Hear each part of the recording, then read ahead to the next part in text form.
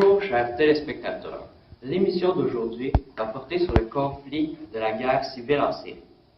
Cette guerre a fait environ 3500 morts en moins de 10 ans, selon différentes organisations. Maintenant, je vais passer la parole à M.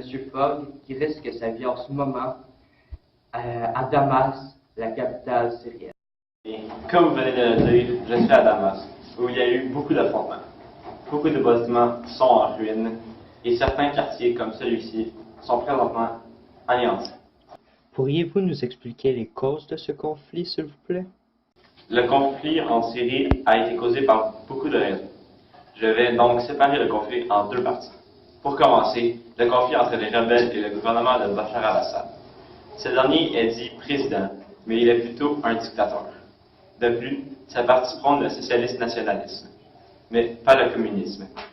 Ainsi, les rebelles veulent remplacer cette dictature socialiste pour la remplacer par une vraie démocratie plus capitaliste. Les rebelles veulent un changement de gouvernement, aussi pour une plus légitime diplomatie, puisque le dictateur ne représente pas les vrais intérêts du pays auprès des pays étrangers. D'autre part, il y a aussi l'État islamique qui revendique le territoire de la Syrie pour en faire un pays respectant les règles de l'islam. L'État islamique, comme les rebelles, veulent renverser le gouvernement actuel, mais pour des raisons complètement différentes. Y a-t-il des événements précis qui ont été importants dans l'amorce de ce conflit? Tout à fait, Adrien. Pour commencer, au début de l'année 2011, plus précisément au printemps arabe, plusieurs manifestations ont eu lieu contre Bachar el-Assad. Ces manifestations, majoritairement pacifiques, ont eu un résultat très violent puisque la police syrienne a répondu de façon extrêmement violente. Le gouvernement a tué et emprisonné plusieurs manifestants, pacifiques ou non. Ceci a été un gros élément déclencheur dans le conflit. Du côté de l'État islamique, ils ont causé d'intervenir en 2013.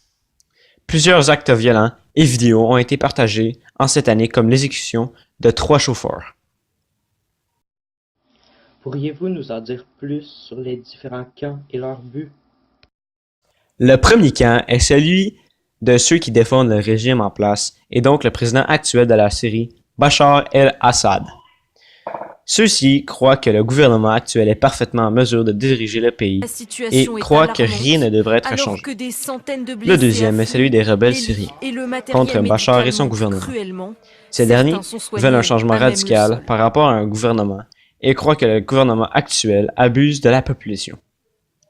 Troisièmement, les groupes islamiques radicaux font aussi partie du conflit, avec but de prendre le pouvoir et de gouverner au nom de leurs croyances religieuses.